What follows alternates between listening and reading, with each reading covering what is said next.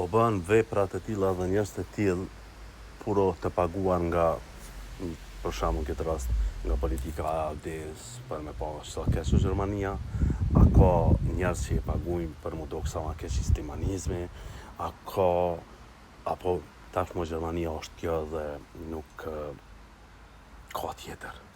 Qysh është një qytet, pse do duhej midis qytetit e ki vëlla xhami, më shkon xhami falu, pse? Qa keq kjo?